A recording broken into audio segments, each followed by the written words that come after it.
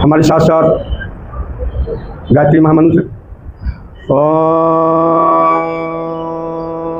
भूर्भुवः स्वः तत्सवितुर्वरेण्यं भर्गो देवस्य धीमहि धियो यो नः प्रचोदयात्।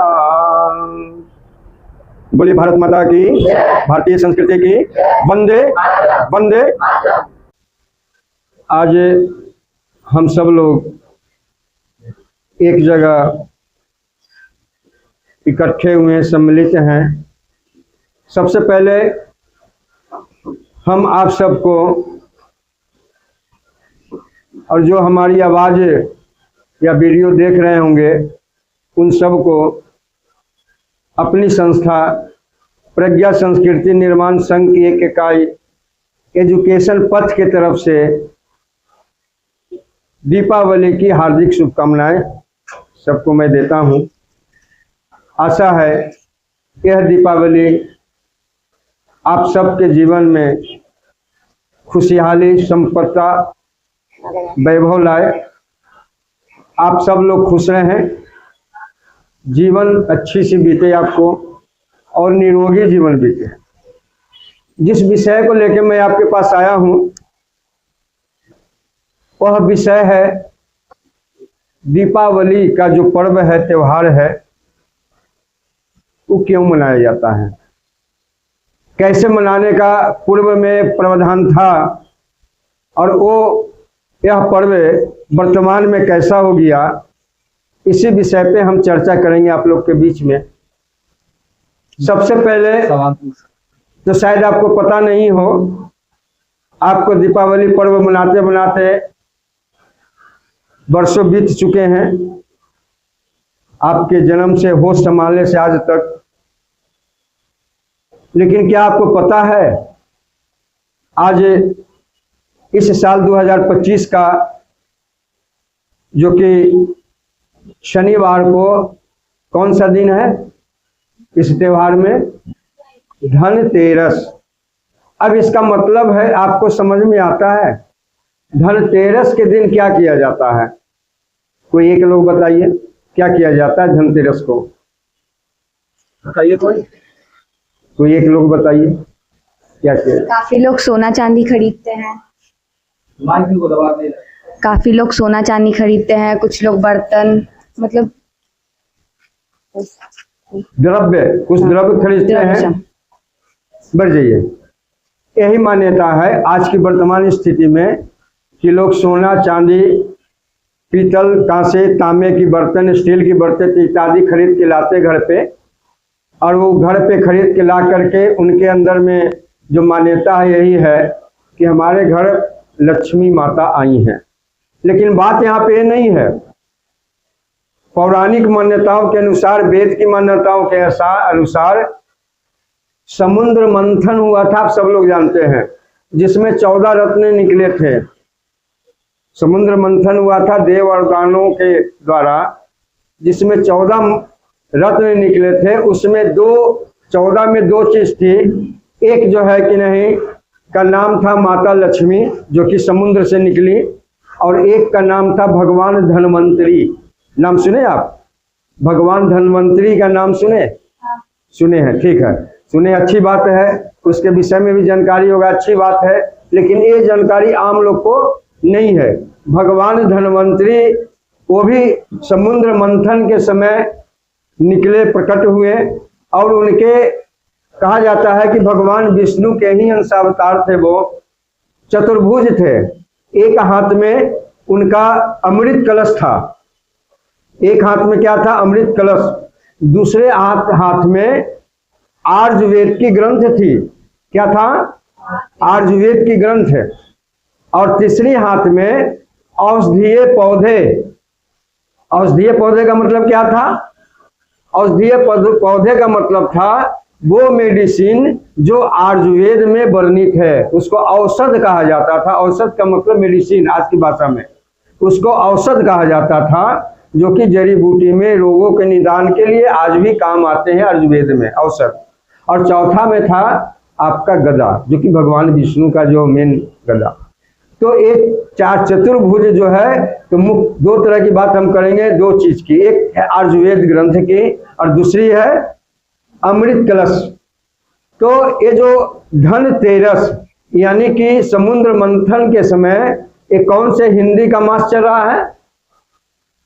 कार्तिक मास चल रहा है ना। ये कार्तिक मास के त्रयोदशी को, त्रयोदशी का मतलब 13, चूंकि दो पक्ष होते हैं एक महीने में हिंदी में, पहला पक्ष शुक्ल पक्ष है, दूसरा पक्ष कृष्ण पक्ष है, एक को इंजोरिया एक को अंधेरिया कहा जाता है। ये 15-15 दिन का पक्ष होता है। इस 15 दिन के पक्ष में इसके मध्यांतर जो बीच में होता है, एक का नाम है अमावस्या और एक का नाम है पूर्णिमा।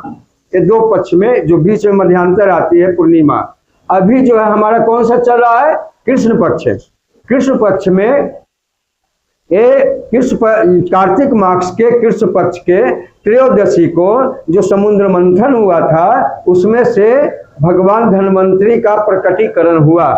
भगवान धन्वंतरी, चूंकि कहा जाता है कि भगवान धन्वंतरी जो है आयुर्वेद के जनक हैं। आयुर्वेद सब जानते हैं ना, आयुर्वेद के जनक हैं। उनके हाथ में कलश था, अमृत कलश है, और औषधीय पौधे थे। औषधीय पौधे का मतलब क्या था कि वो पौधा जो जड़ी बूटियों के काम में आता है, रोग के निदान के काम में आता है, ऐसे थे।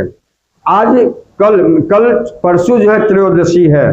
त्रयोदशी में भारत सरकार की तरफ से, आपको पता है वर्तमान में जो मोदी सरकार है, भारत सरकार की तरफ से 2016 के इसी जो है कि नहीं त्रयोदशी यानी कि आपका ये धनतेरस के दिन ये आयुर्वेद दिवस मनाने का कानून बनाया। इसकी घोषणा की कि धनतेरस के दिन आयुर्वेद जो है दिवस मनाया जाएगा। ये भारत सरकार की तरफ से घोषणा हुई, कानून बनी। कब? 2016 में। 2016 में जब बनी, लेकिन आम लोग कोई पता बात नहीं है, क्यों उन्होंने ऐसा किया?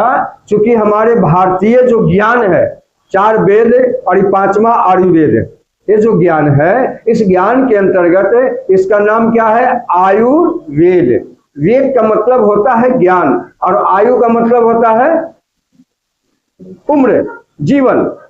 आयु का मतलब जीवन, उम्र, और वेद का मतलब है ज्ञान। जो जीवन के विषय में, जो आयु के विषय में, जो उम्र के विषय में पूरी ज्ञान की प्राप्ति करा दे, उसका नाम रखा गया आयुर्वेद, यानी कि आयु के विषय में ज्ञान।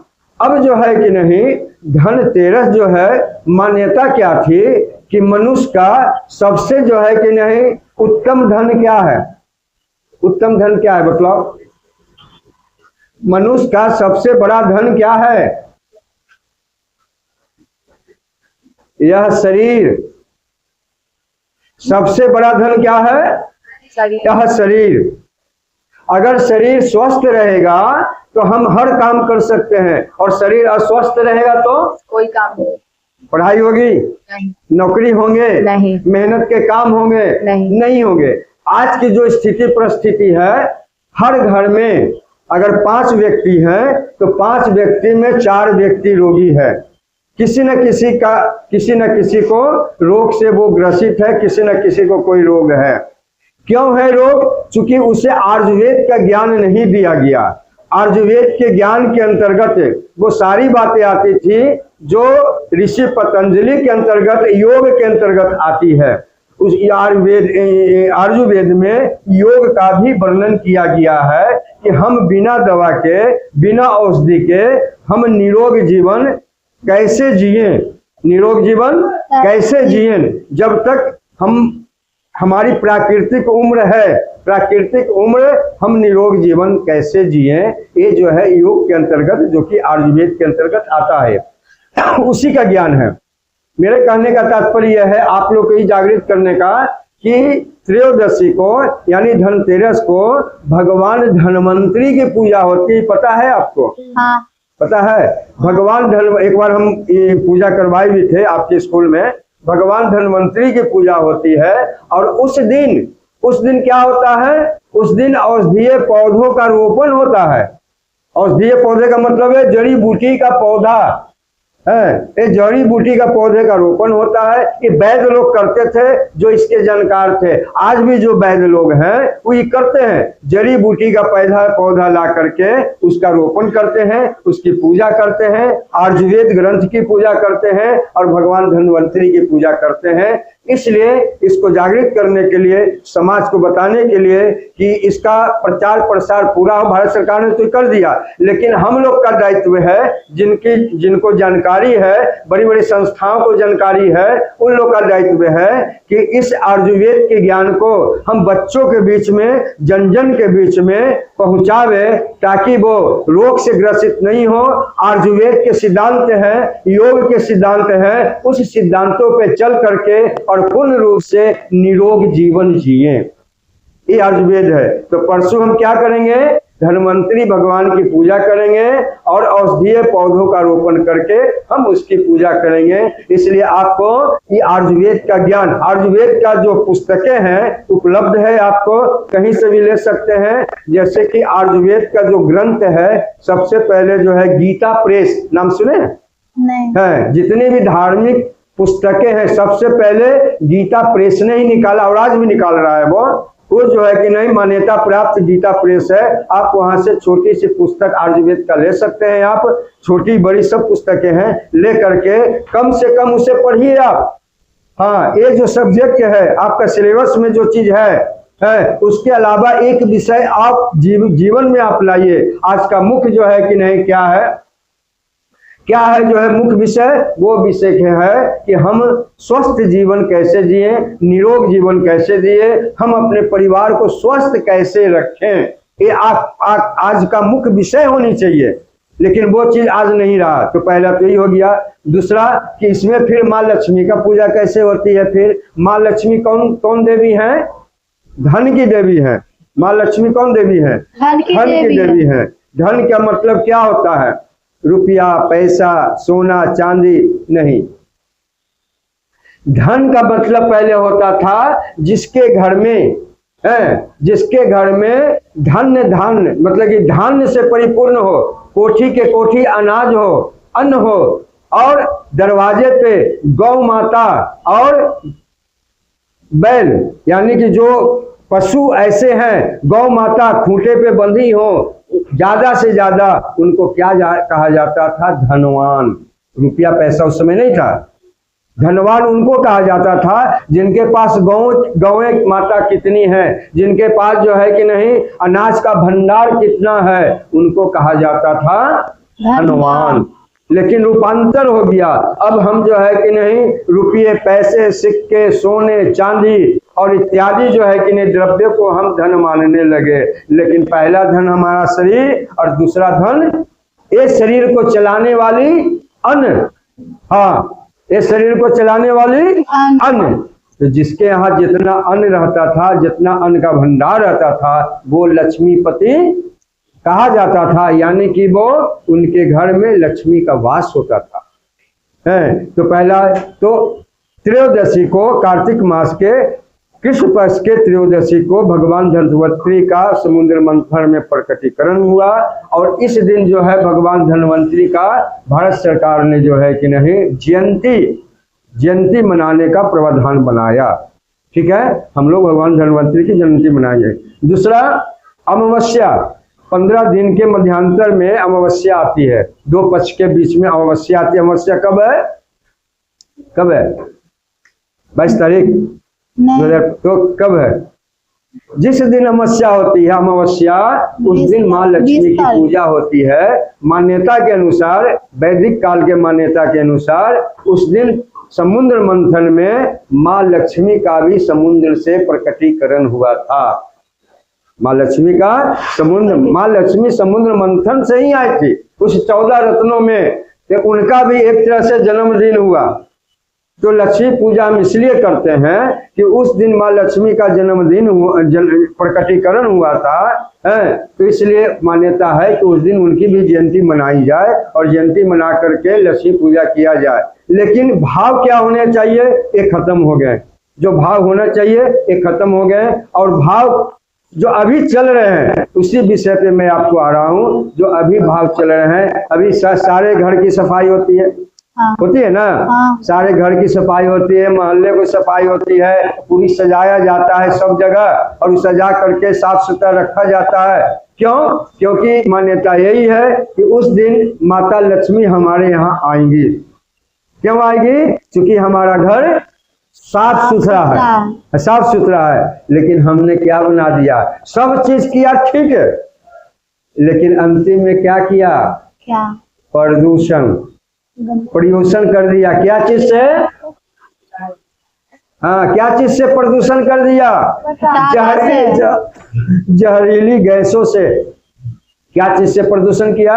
जहरीली गैसों से। हम आपसे पूछना चाहते हैं, अगर एक रूम में या एक हॉल में आप खड़े रहिए और वहां पे जो है चरखी चलाइए, पटाखे फोड़िए, फुलझड़ी चढ़ाइए, फुलझड़ी छोड़िए, तो उसकी जो धुआं, जो गैसें निकलेगी, वो गैसें प्राणदायक है कि हानिकारक है? हानिकारक है। वो हानिकारक ऐसी है, आप इसका अंदाजा नहीं लगा सकते। शायद आप पढ़े होंगे केमिस्ट्री में कि ऐसी रसायन जो है कि नहीं, केमिकल मिला करके जो ये सब बनते हैं वहाँ पर फैक्ट्री में, वहाँ के जो है कि नहीं सब टीबी पेशेंट होते चले जा रहे हैं। जो फैक्ट्री में बच्चे काम करते हैं, महिलाएं काम करती हैं, जो पुरुष काम करते हैं, आगे जाकर वो टीबी पेशेंट हो करके कैंसर मरीज हो करके वो समय से पहले उनका जो है कि नहीं प्राणांत हो जाता है। अब यहाँ पे यदि उस चीज को हम अगर छोड़ते हैं, उसकी जो गैसें निकलती हैं, उसकी जो धुआं निकलती है, उसका नाम है सल्फर डाइऑक्साइड, कार्बन मोनोडाइऑक्साइड। क्या क्या नाम है? सल्फर डाइऑक्साइड, कार्बन मोनोडाइऑक्साइड और नाइट्रिक ऑक्साइड और न जाने कैसे जहरीली मारक गैसें हैं जो मनुष्य के लिए प्राण घातक हैं। आज जो स्थिति बन गई है कि ये इतना विकराल रूप ले ली है कि अगर हम रात में अगर सोते हैं तो कहा जाता है, अभी तो यहाँ उतना पता नहीं चलता है, लेकिन एनसीआर दिल्ली में एकदम कोहरा रहता है। इतनी जो है पटाखे और इतनी फुलझड़ी छूटती है कि कोहरा रहता है, दम घुटता है, सांस लेने में दम घुटता है। अब बतलाइए, अगर वो गैसें, जहरीली गैसें हमारे फेफड़े में जाए, सांस लेने के बाद वो हवा कहाँ, गैस कहाँ जाती है? फेफड़ा में जाती है। अब फेफड़ा में जाके किससे मिलती है? खून से मिलती है, रक्त में मिलती है, और रक्त में मिल के पूरे बॉडी में सप्लाई, मतलब ब्लड सर्कुलेशन हो करके, रक्त का प्रवाह कर करके पूरे अंग में जाती है। तो हमारे मेडिकल साइंस के अनुसार कहा जा रहा है कि फेफड़े का रोग, हार्ट का रोग यानी श्वसन संस्थान का रोग, मस्तिष्क का रोग, कैंसर का रोग और ना जाने और कितनी घातक रोगों से ग्रसित होकर के हम समय से पहले काल कलवित हो जाते हैं। हमें पता भी नहीं चलता कि हम रोगी क्यों बन गया। ऐसा जीवन चाहिए? ऐसा त्योहार मनाना चाहिए? जब इस त्योहार में हम वहां रहना पसंद नहीं करते हैं तो माता लक्ष्मी कैसे आएंगी, भगवान कैसे आएंगे आपके घर में? बड़े मतलब बुजुर्गों का हालत बहुत दयनीय हो जाता है उस समय। वो कान बंद कर देते हैं जब इतने डेसिबल के पटाखे जब बम छूटते हैं, जिसको आलू बम कहा जाता है, ना जाने कौन कौन सा बम कहा जाता है, कि उनकी धड़कनें बढ़ जाती है। और यहाँ तक देखा गया है, ये रिपोर्ट आई है कि ऐसे पटाखों के छोड़ने के बाद जिनका जो हार्ट पेशेंट बुजुर्ग हैं, उनका कहीं कहीं हार्ट अटैक तक हो गया है। क्या ऐसे त्योहार मनाए हम? नहीं। बोलिए। नहीं, ऐसे त्योहार हम नहीं मनाए। इसका हम संकल्प ले, हम ऐसे त्योहार नहीं मनाए। और वो तो छोड़िए ना, हमारे घर में छोटे छोटे बच्चे हैं, भाई बहने हैं, इतने छोटे बच्चे भाई बहने हैं, अगर उनके श्वास के अंदर में जाएगा, फेफड़े में पहुंचेगा, उनके कानों में जो है कि वो आवाज पहुंचते हैं, तो ऐसी रिपोर्ट आई है कि छोटे छोटे बच्चे के तो कहेंगे नहीं, हम तो आंख कान बंद कर लेते हैं, लेकिन जो बच्चे गोदी में है, जो 1 वर्ष का बच्चा है, जो 2 वर्ष का बच्चा है, वो कान नहीं बंद करेगा। और ऐसे पटाखे जो इतना मतलब कि डेसिबल का पटाखा, इतना हैवी पटाखा है कि उसको छोड़ने के बाद उसके कान के पर्दे फटने की भी जो है कि नहीं आई है रिपोर्ट, सोच सकते हैं। उसके बाद फेफड़ा, श्वसन संबंधी रोग, कैंसर तक के रोग। बतलाइए क्या क्या त्योहार था और क्या लेके बैठ गए हम? हम इसलिए इस त्योहार में मैं हमेशा यहाँ मार्च भी निकालता था। दिवाली में जन जागरूकता मार्च लोगों से रिक्वेस्ट करता था, यहाँ से लेके खचकल्ला तक मैं गया हूँ मार्च निकाल करके, यात्रा निकाल के इसकी जन जागृति के लिए। लेकिन बहुत वर्ष पहले हम किए थे इसको, नुक्कड़ सभा करते थे सब जगह जागृति के लिए, लेकिन फिर भी स्थिति क्या है, अब सरकार चेती है और उन्होंने सुप्रीम कोर्ट ने, आपने न्यूज पढ़ा होगा, सुप्रीम कोर्ट ने निर्णय लेकर के कि जो ग्रीन पटाखे में क्या होता है उसका सिर्फ अलाव है और किसी पटाखे का, किसी फुलझड़ी का अलाव नहीं है। सिर्फ ग्रीन पटाखा का मतलब यह होता है उसमें मात्रा जो है कि नहीं बारूद की कम होती है। क्या होती है? वो जहरीली गैस कम निकालता है, लेकिन निकालता है, उससे ही प्रदूषण होगा लेकिन कम मात्रा में होगा। तो सुप्रीम कोर्ट ने निर्देश निकाला है कि ऐसे पटाखे ही चलाएं जो कि उस पटाखे के लेवल पे, पैकिंग पे QR कोड लिखा हुआ है, उसमें सारी ऐसे पटाखे देखकर ही लें और ऐसे पटाखे चलाएं। और हम तो कहते हैं कि ये सब भी जो है कि नहीं कोई नहीं चले। भगवान ये नहीं कहते हैं कि हमारे जो है त्योहार को ऐसे मना। दीपावली का मतलब है हम दीप तो जलाएं लेकिन दीपक बने, दीप जलाएं लेकिन दीपक बने, समाज को प्रकाश दें। दीपक स्वयं जल के क्या करता है? स्वयं जलता है और समाज को क्या करता है? प्रकाश देता है। हम भी स्वयं जलने का मतलब ये नहीं कि आग में हम जल जाए, जलने का मतलब है अपनी साधना का जलन, अपनी तप का जलन, अपने कष्ट का जलन, अपने ज्ञान लेने में जो हमें तप करना पड़ा, जो साधना करना पड़ा और जो हमें प्राप्त हुआ, उस प्राप्त का जो है कि नहीं बाती बना करके और ज्ञान का दीपक जला करके हम समाज को एक प्रकाश दें। यही दीपक जो है कि नहीं प्रज्वलित करने का मर्म है। ऐसा हो सकेगा क्या? ऐसा हो सकेगा? नहीं हो सकेगा, वो करे नहीं। हम संकल्प लें, ऐसा होगा। कम से कम इतना तो संकल्प लें कि भले घर के लोग नहीं माने लेकिन हम इसको छुएंगे नहीं। हाँ, हम इसको नहीं छुएंगे। हाँ, घर के लोग नहीं मांगे, घर को भी हम समझाएं अपने, क्योंकि आप सब सारे स्टूडेंट हैं और स्टूडेंट हैं, बहुत से माता पिता जो है कि नहीं वो उनके पास जो है कि नहीं वो पढ़ाई नहीं होती है। जो पुराने माता पिता हैं उनके पास पढ़ाई नहीं होती थी, तीसरा चौथा क्लास की पढ़ाई वो छोड़ देते थे। लेकिन आप तो जो है आगे पढ़ रही है ना, आपके पास डिग्री है, हर सब्जेक्ट पढ़ रही हैं, तो आपके पास ज्ञान है। आप उनको समझाइए कि पिताजी माताजी ये जो है चीज जो है इसको मत कीजिए, क्योंकि हम रोगी बनेंगे, हमारे भाई बहन रोगी बनेंगे और उसके बाद डॉक्टर के यहाँ दौड़ेंगे। ऐसा त्योहार मनाने से क्या फायदा है? पैसा भी बर्बाद जाता है आपका। इसलिए इस दिन जो है कि हम संकल्प लें कि ऐसा त्योहार नहीं मनाए कि हम तो रहेंगे ही नहीं। माता लक्ष्मी कैसे आएंगी? भगवान धनवंतरी कैसे आएंगे? हैं? जो मानव के लिए घातक हो वहां पे लक्ष्मी जी आएंगी? नहीं आएंगी लक्ष्मी जी, वो बारूद के गंध से। इसलिए मैं आपसे निवेदन नहीं कर रहा हूं कि कम से कम आप इस त्योहार से संकल्प ले। जैसे कि आज जो है प्रधानमंत्री मोदी जी जो है कि नहीं, उन्होंने इस चीज को समझा, संकल्प लिया और उन्होंने प्रावधान बनाया कि भगवान धन्वंतरी और आयुर्वेद का विकास हो। आप जब गूगल खोलते होंगे तो गूगल खोलने के साथ ही वो समाचार सारे आ जाते हैं। उस समाचार में सबसे पहले 75% आता है आपका समाचार क्या? आप धनिया का उपयोग कैसे कर करके आप रोग मुक्त हो सकते हैं, हल्दी का कैसे उपयोग कीजिएगा तो रोग मुक्त हो सकते हैं, आंवले का कैसे उपयोग कीजिएगा कि रोग मुक्त हो सकते हैं, ये चीज आती है। यहाँ तक कि शाहजहाना के पत्ता का कैसे उपयोग कीजिएगा कि आपका इस रोग में जो है कि नहीं वो फायदा करेगा। ये सारी बातें किसकी देन है? मोदी जी की देन है। नहीं तो इसके पहले तो था नहीं सब चीज, मोदी जी की देन है। वो आयुर्वेद को बढ़ाने के लिए वो जो ऐसा सब चीज जो है यूट्यूब पे जो है कि नहीं आपका जो है गूगल पे ये सब जो है कि डलवा रहे हैं। कम से कम इसी बहाने लोग ज्ञान तो लें, भले आयुर्वेद की ग्रंथ नहीं पढ़ें, लेकिन जब वहां पे आज भी अभी भी आप गूगल खोलिएगा तो सबसे पहले ही आता है। आप धनिया का प्रयोग कैसे कीजिएगा, आप हल्दी का प्रयोग कैसे कीजिएगा, आप तेज पत्र जो डालते हैं मसाले में वो भी एक दवाई है, उसका प्रयोग कैसे कीजिएगा कि आपका ये रोग ठीक हो, आदि का प्रयोग कैसे कीजिएगा कि ये रोग ठीक हो। यहाँ तक कि आपके घर में जो है कि नहीं वो माता तुलसी जी हैं, उनका प्रयोग कैसे किस रोग में कीजिएगा कि वो ठीक हो, ये सब हमारे आयुर्वेद में है। कभी हम आएंगे, हम तुलसी का चमत्कारी प्रयोग जो है पुस्तक है मेरे पास, और यहाँ तक कि भगवान सूर्य की किरणों से हम रोग को कैसे ठीक कर सकते हैं। हाँ, सन मेडिकल साइंस है, ये भारत का आयुर्वेद में सब वर्णित है, यानी कि सूर्य चिकित्सा विज्ञान, सूर्य चिकित्सा विज्ञान। लेकिन आप लोग कोई पढ़ाई तो न पहले था और न आज है, न पहले था न आज है, इसलिए इस ज्ञान को आप लीजिए।